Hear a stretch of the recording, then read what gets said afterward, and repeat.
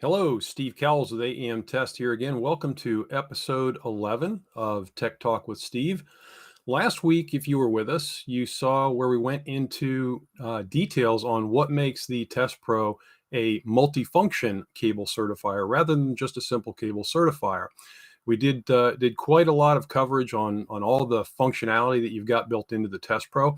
If you haven't watched that episode, you can go back and watch it. All these episodes are now available on demand after we do them. Today is week 11, and we've been doing these weekly, just so everybody knows.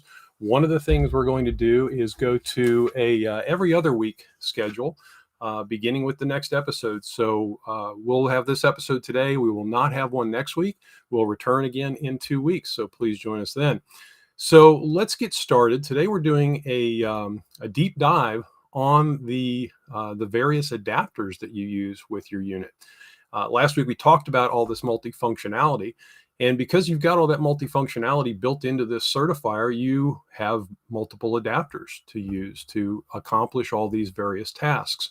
So we're going to talk about a lot of these adapters. Real quickly, I'm just going to share my screen, and I'm going to do just a quick overview of the tester from last week. You know, we talked about it being a multifunction cable certifier, so you do have all this functionality built in. Certification of Cat 3 all the way through Cat 8. There's a 6-second auto test with that Cat 6A, and that includes DC resistance on balance and TCL. So in that 6 seconds, you're getting a lot of information compared to other testers that might take 18, 19 seconds to run all those tests. It is a 3 gigahertz platform. What that means to you is that if things go beyond Category 8, the standards change, which we all know they do.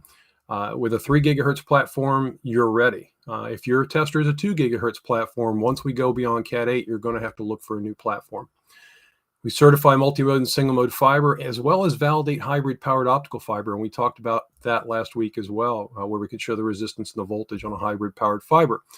Validating PoE, qualify multi-gig up to 10 gig with SNR testing, coax, single pair Ethernet, long-haul cable deployments. We can go up to 1,000 meters with a custom limit. Wired and wireless network connectivity. And again, both the main and the remote function identically. They're both independent operating systems. So a lot of benefits there. And to get those details, please see the episode from last week.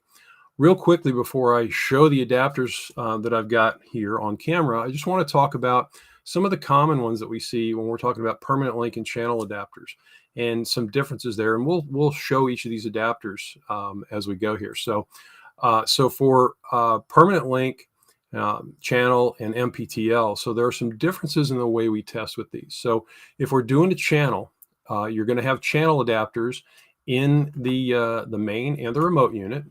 And the patch cords for the installation are going to be part of that test. So you're going to be testing the patch cord at the telecommunications outlet end, as well as the one in the closet, and the link, all as one test. So everything within that channel is being tested. So you use those channel adapters. You're going to have the patch cords from the channel adapter into the panel at one end, and the channel adapter to the wall outlet at the other end. Permanent link, on the other hand, the permanent link adapters have the test cable, the test cord built into the adapter. So you've got a cord coming out with an RJ45 plug on the end that plugs in at one end to the patch panel port, and at the other end, it's going to plug into your telecommunications outlet. So that's a permanent link test. And we're testing just this link, just the installed cabling, not the patch cords. The next one that we start to run into more and more these days is MPTL, and that stands for Modular Plug Terminated Link. What this is that on one end you have a jack. Typically at the patch panel, you're going to have you're just going to have your typical patch panel port. You're going to plug into that jack. You'll have a permanent link adapter in the main unit, and that permanent link test cord has an RJ45 plug that will plug into that port on the patch panel. At the other end, the remote end of the link, that link is terminated with an RJ45 plug instead of the jack like you have in the patch panel. So that presents an issue because we can't do a permanent link test because the permanent link adapter also has a plug on it. So you don't want to mate those with a coupler and run the test. That's not going to produce good results. The standards tell us how to do this. And the way this is done is we use a patch cord adapter in the remote unit. patch cord adapter has the RJ45 jack. The link is plugged directly into that channel adapter for this type of test. Now, there's a key thing to remember here. When you're using the patch cord adapter for testing MPTL, the patch cord adapters come in Cat 5e, Cat 6, Cat 6a, and so on. You need to make sure that your patch cord adapter matches the category for the installed link. So if you're testing 6a, you need that 6a patch cord adapter. If you're testing 5e, you have to have the 5e patch cord adapter. And I know the question will come up, well, if I just get the 6a patch cord adapter, is that good for testing the patch cord, testing the MPTL for 6A, 5E, or 6? The answer is no. They need to be specific to the category per the standards. I've also had customers ask about testing with just a channel adapter in the remote. And I've seen people do this in the field where they'll do an MPTL test, or they test the MPTL link like this, but they don't set it up as an MPTL. They just run it as permanent link, and they've got a channel adapter on the other end. That can create issues too. It's not really doing the same measurement. The channel adapters aren't measuring the exact same things that a patch cord adapter is going to. It characterizes that plug on the end, on the patch cord adapter. It characterizes that plug on that end much better. So it's best that you follow the standards. There are also some other options out there for you. Some manufacturers make field plug test adapters. And what that is, essentially, it's a 2-meter cord with a modular plug on one end that plugs into your channel adapter. And then it's got a modular jack on the other end of that 2-meter cord. And it essentially turns your channel adapter into what effectively is a permanent link adapter with a jack on the end of the test cord. And it will allow you to test this. And there are a few manufacturers. If you do your research, you'll see a couple of different manufacturers have them out there, and they can be used for that type of testing as well. But the standards will tell, excuse me, the standards will tell you that you really need to be using the patch cord adapters and on one end and the permanent link adapter on the other. So let's take a look at all these adapters. I've got quite a few of them here. We've got a wide variety of adapters here. I'm going to show you some here, and then once I go through these, I'm going to kind of pull them off screen as I'm briefly talking about them, and then we'll go back into each one of these and talk about them in a little more detail. So right out of the gate, I've got a fiber adapter here for single mode. This one's got your dust caps on it right now. So we've got a transmit port, a receive port. There's also the hybrid powered fiber port right here, and a built-in visual fault locator. So we've got that multi-mode adapter. Set that off to the side. I also have that was a single mode, sorry. This is the multi-mode adapter back here. Same physical footprint as the other adapter. And again, these just plug into the back of the unit. That will show you that here in a moment, how we can just plug these in, and they are hot swappable. Permanent link adapter, again, that's got your cord attached to it already. So, and it's got an RJ45 plug on the other end of that cord. So I'll move that PL adapter out of the way. And we've got a few other adapters here. So actually, I'm going to grab one here. This one is an Edimax USB Wi-Fi adapter. Now, we don't sell this adapter, but it will plug into the USB port on the side of the TestPro, also the NSA. And it will enable the Wi-Fi testing functions that we'll talk about a little bit as well. I'm going to set that off to the side, and it's just it's third party. You get it off of Amazon or wherever. It's about $20. Then we'll look at some other adapters here. So we've got our channel adapter. That's the other one we talked about using, and we've got a couple of different channel adapters that I wanted to show you here. This is our typical Cat 6A. We've actually, the new testers are shipping with a Cat 8.1 adapter with an RJ45. This one has a little bit of different plug on it. So if we look at this, you can see here's your regular RJ45. This one looks a little different. This is a Cat 8.2 adapter with a GG45 on it. So it looks almost like the RJ45, but it's slightly different. So that's a different type of connector for your Cat 8.2. Another connector for the Cat 8.2, again, you've got this one here, is the Terra connector, a very different style connector on there. So the Cat 8.2, typically you're going to choose that GG45, or you're going to choose the Terra connector in those cases. So we'll set those off to the side briefly. And we'll come back, and here is our patch cord adapter. So this one happens to be a Cat 6A patch cord adapter. Again, if we were doing MPTL, we'd put this in our remote unit, and then we'd have our permanent link adapter in the main unit to run that MPTL type testing. Another adapter we've got here. Those of you that have been using TestPro for a while, if you've got the K60 or maybe you've added this adapter, will recognize this is the Adnet cable adapter. So this does a few different things for us. So we've got a couple of ports here. We've got a port over here that will actually do multi-gig Ethernet up to 10 gig. We do our SNR testing through that port. We also do PoE load testing through that port. We also do our network discovery, our ping, trace route, switch detail, all that kind of network troubleshooting is also done through that same port. The other port over here is a standard channel port, just like the port that's in your channel adapter. So with this adapter, you can run channel tests and you can run the multi-gig PoE tests without having to even change the adapter out. The other things that you see at the top of this, and we talked about these a little bit last week, they've got a red and black banana jack in the top here. This is for running an external PoE load test. And again, that allows you to monitor the PoE over time. You can monitor the SNR over time and look for a time when something drops out if you're having an intermittent problem. So that's what those red and black banana jacks are for, in case you were wondering and hadn't had a chance to get to us with that question yet. We'll set that one aside. And a couple other ones here. I've got coax adapter.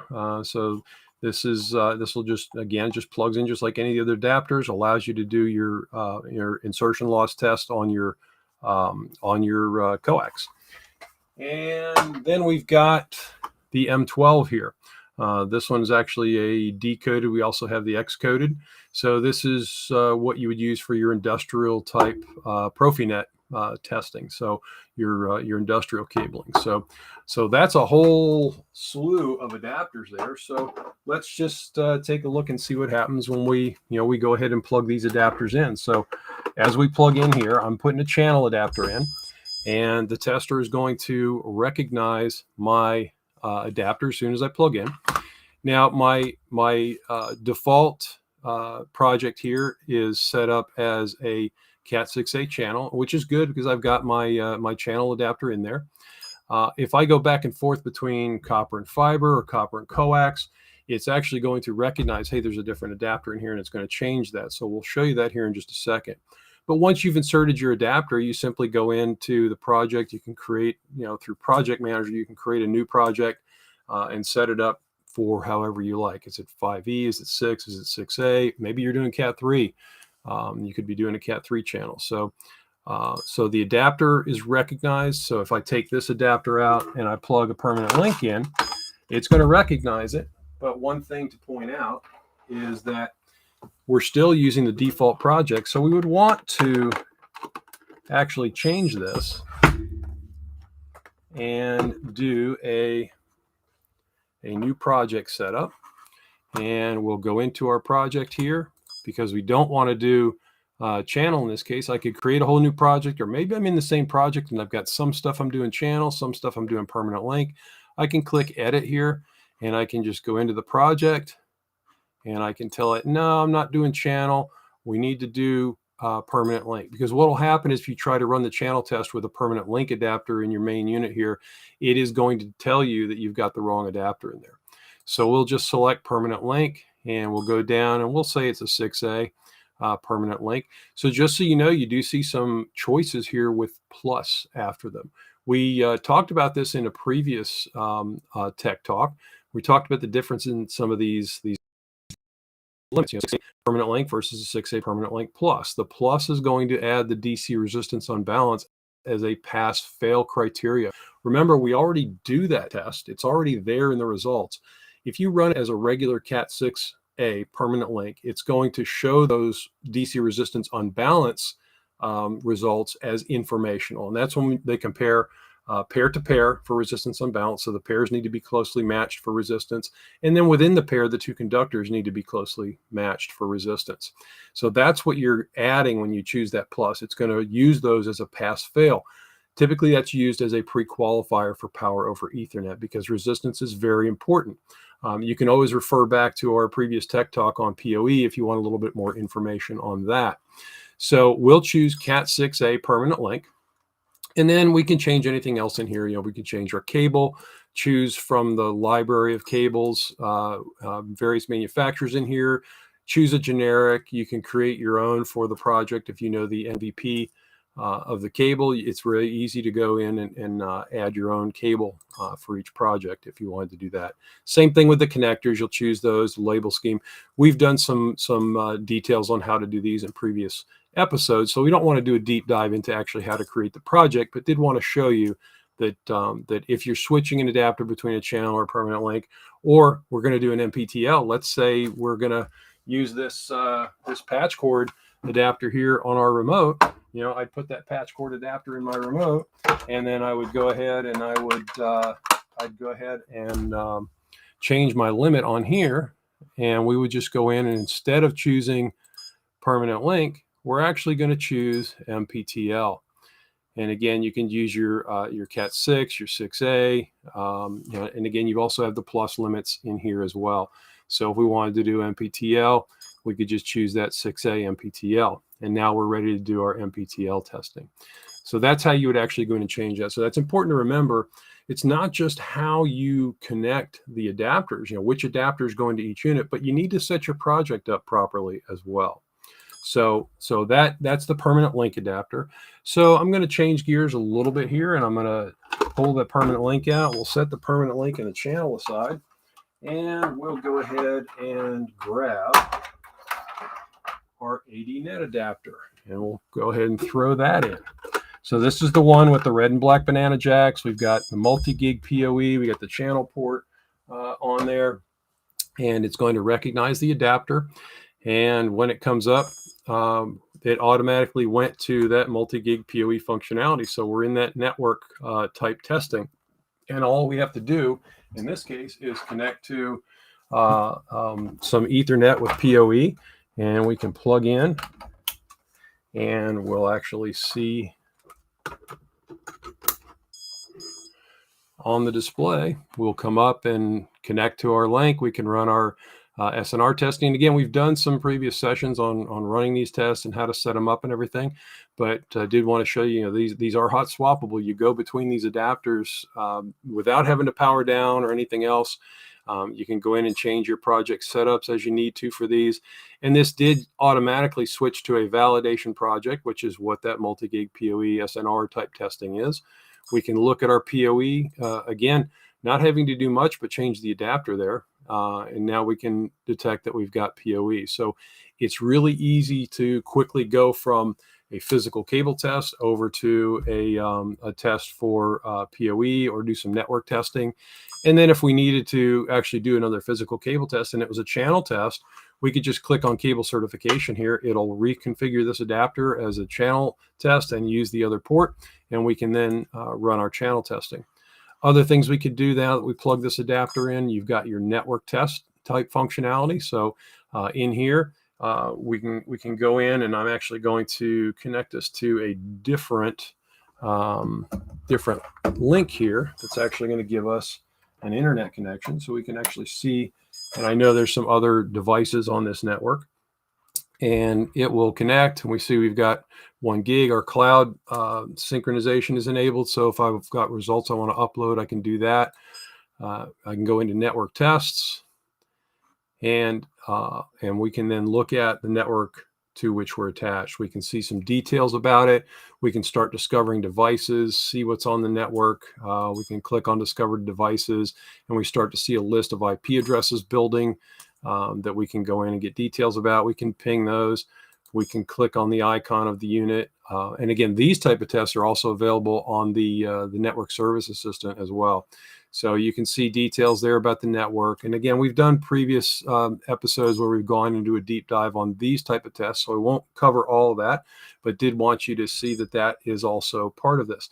Additionally, just in case you aren't aware, there is an Ethernet port on the side of the TestPro and the NSA, and that's what the base T function is used for. You can do SNR testing up to 1 gig with that side Ethernet port. So next I'm going to change gears, and we're just going to grab another adapter here, and we'll just grab a fiber adapter. I'm going to unplug my copper adapter. I'm going to plug in my fiber adapter, and we'll see it change. And here we have fiber certification. So in fiber certification, if I had a patch cord here and I have my remote set up with the fiber adapter, I can go in and connect. I'll get an instant wire map as soon as they're connected. Then I can do all my set reference procedure. And again, we've done some previous videos about how to do that. Also, you'll see here this D plus D minus. You don't typically see this on a fiber adapter. You see this, typically on fiber adapters for fiber testing equipment, you see 2 fibers, you see optical loss. What this D plus D minus is an electrical measurement. We have a multimeter built into our optical loss testing system here that will allow you to measure the resistance on a copper pair for a hybrid powered fiber after you've installed, just to make sure that that pair is still good. You want to make sure that you've got integrity, that you don't have a really high resistance value on there. Maybe something happened during the installation, or that it's severed and it's open. The other thing that you can do is if there is voltage present, so you've got that hybrid powered fiber deployed, and you've already got a voltage source on the other end to provide power for that remote device over that hybrid powered fiber, you can measure that voltage from one end at the same time you're doing an optical loss test. So you can save either that resistance or that voltage value in your optical loss auto test. Same thing with the NSA. NSA uses fiber adapters as well for a single-ended loopback test. That unit also has the ability to do the voltage measurement from a single end. So that can be accomplished with either the Network Service Assistant or the TestPro. The other things you've got built into the fiber adapter here, you've got a DC set reference. So you would do that for that DC resistance measurement. You've got standalone light source and power meter mode. So you can use either main or remote as a light source and or a power meter. Just to check power, maybe checking power from a device. Maybe you just want to hook up and make sure you can get power from one end to the other. You've got a built-in VFL, and if I turn that VFL on, we'll see it start blinking. So that's like a 640 or 650 nanometer LED, or I'm sorry, a laser. So you'll actually be able to find a break at one end or the other. And then fiber inspection, that same USB port that we can plug that Etamax USB Wi-Fi adapter in to do our Wi-Fi troubleshooting, we can also plug in a fiber inspection scope. So other things that you might need to be aware of in here, when we plug this in, it automatically senses that it's a multi-mode adapter. So we know we're set up for multi-mode. If I plug in my single mode instead of the multi-mode, I don't have to go in and tell it that it's now in single mode testing. It will automatically determine that when it recognizes the adapter, and it will change to single mode fiber. So right here, we're set up for single mode fiber. If we needed to edit anything, just like our copper, we can go in and we can change our test limits, change it to dual-ended bidirectional, whatever we need to do. So all the same type of configurations. Now, bouncing back real quickly to that Etamax USB Wi-Fi adapter, I can plug that right into the side here now while we're up and running. I've got my fiber adapters in, but with the Etamax USB Wi-Fi adapter, I plug it in, and I'll actually be able to go in and once it's detected, I can turn on my Wi-Fi testing. So we can actually go in and we can do our Wi-Fi testing. And again, I didn't have to change any of their adapters. I just plugged this into the USB port on the side, and once I connect to my network, I can go in and I can select my handoff level. I can go in and do my signal strength testing. I can do some of the network testing, the discovery, things like that. So we can use this to roam around the network and look at signal strength. So, so that That works whether you're in the in any adapter in the copper, fiber, or you might even have a some other kind of adapter in the top. You can use that Wi-Fi. That'll also allow you to offload test results via the cloud. So again, I could go in and I can plug in my Cat 8.2 Tera adapter, and it's going to recognize that it's a copper adapter. I can then go in and change my test limit. So I know I'm going to be doing Cat 8 now. So again, we're back to certification. It sensed what was in here. I'm not doing MPTL. I want to do, if this is a channel, I would do channel. If it was a permanent link, I could do permanent link. So I'm just going to go in and we'll choose channel, and we'll go ahead and go up and select our Cat 8. And here, and you also have that plus plus. Now notice in channel, you have 2 pluses instead of 1. We talked about that PoE, the DC resistance on balance. Anytime you see the plus plus, which only applies in the permanent link, you don't see it in the channel. When you see this here, it actually is telling you it's doing, applies in the channel, not the permanent link. It's telling you that it's doing something other than DC resistance on balance. That second plus is for the TCL and ELTCTL, which are measurements for noise ingress into the cable. So it tells you if your cable is going to be susceptible to noise. So here we would just go ahead and select our Cat 8, and then we'd be ready to run. We go in and change our cable and everything else, just select the cables we do. So you just have to remember when you do that, you plug in these copper adapters, just change it to whatever limit that you need to run. And again, if I was going to do my M12, I can plug the M12 in, and I would go in and I would select a different test limit for M12 because I'm doing Profinet testing. So we would just go to our test limit, and we'll scroll down to our I believe it's in custom limits, Profinet, and we would select our Profinet limit to switch to that. Likewise, coax. I'll just take this out, slap the coax adapter in. It's going to recognize that we've got coax in here, and it'll go ahead and update our project. Now switch to coax, and we're set up for our whatever the last coax test was that we did. So that's a lot of adapters that I went through. I see we've got about 4 minutes left here, so I did want to make sure that that we check and see if we have any questions. So I don't see any. Jacqueline or Lisa. One thing I forgot to do. Let me bring Lisa on. Let's go back to the camera if we could, Jacqueline. I forgot about one important adapter that we need to get in. We've got a couple minutes left here. So if we could go back to the camera. Yep. And Lisa has with her single pair Ethernet adapters. I didn't go through. I got so busy going through my adapters here. I totally forgot. I got Lisa hanging on the line here. She hogged the SPE adapter. So I don't have SPE adapters here. So SPE is single pair Ethernet. And so the single pair Ethernet standard is still being refined, correct, Lisa? Yes.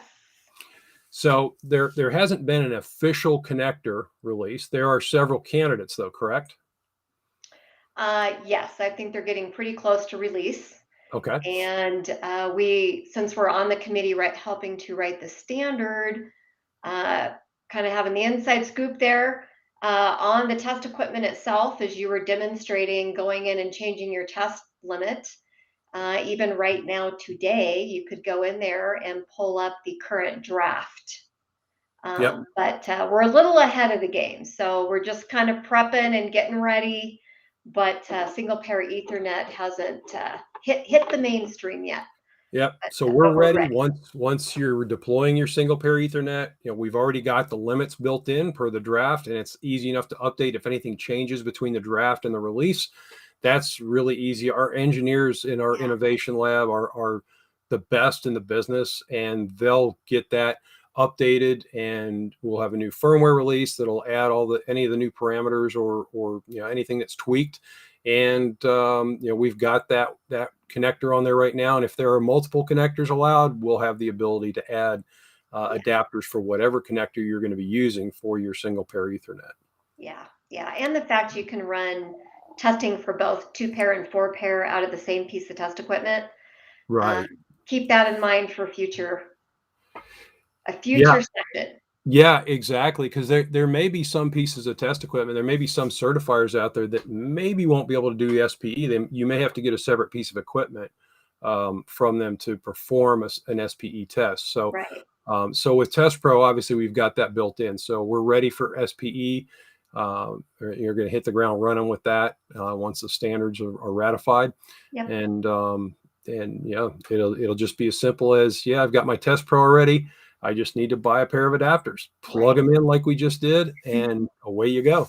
Just go Yep. ahead and set your limits. So, That's well, it. that's great. Well, it doesn't look like we have any questions, but I see that we are at the bottom of the hour. We So, are.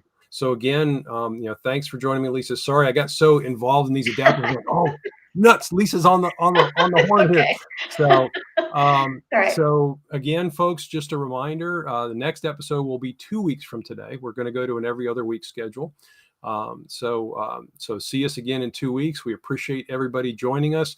And if you do think of any questions, if you're watching this video on demand and you think of a question, reach out to us. Go to our website, aem-test.com, and you can contact us there through the customer care link, and we'll be glad to answer your questions. Yeah. Thanks, Steve. Great job. All right. Thanks, Thanks. everybody. Bye, everybody. See you in a couple of weeks.